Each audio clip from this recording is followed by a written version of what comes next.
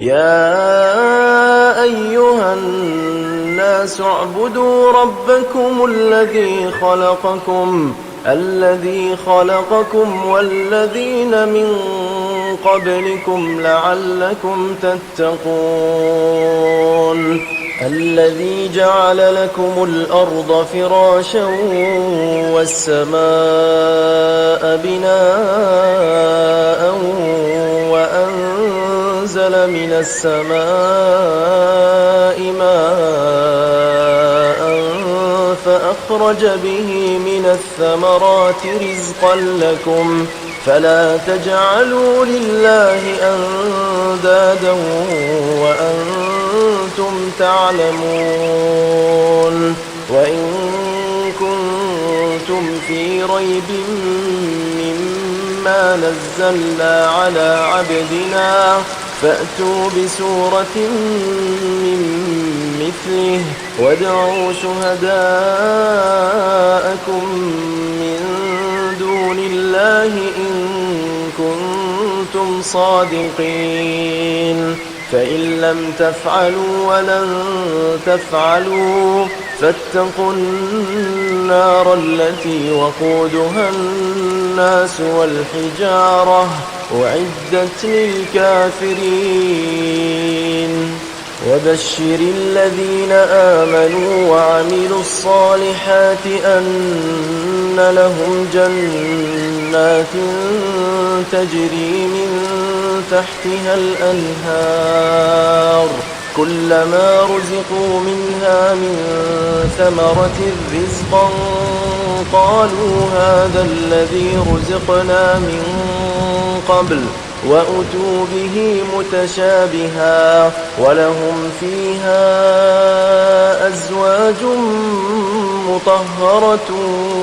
وهم فيها خالدون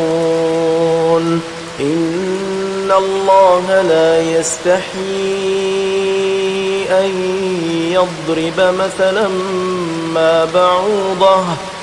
بعوضة فما فوقها فأما الذين آمنوا فيعلمون أنه الحق من ربهم وأما الذين كفروا فيقولون ماذا أراد الله بهذا مثلا يضل به كثيرا ويهدي به كثيرا وما يضل به إلا الفاسقين الذين ينقضون عهد الله من بعد ميثاقه ويقطعون ما أمر الله به أن يوصل ويفسدون في الأرض أولئك هم الخاسرون كيف تكفرون بالله وكنتم أمواتا فأحياكم ثم يميتكم ثم يحييكم ثم إليه ترجعون هو الذي خلق لكم ما في الأرض جميعا ثم استوى إلى السماء فسواهن 7 سماوات وهو بكل شيء عليم وإذ قال ربك للملائكة إني جاعل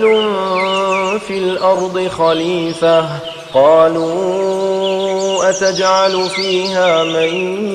يفسد فيها ويسفك الدماء ونحن نسبح بحمدك ونقدس لك قال إني أعلم ما لا تعلمون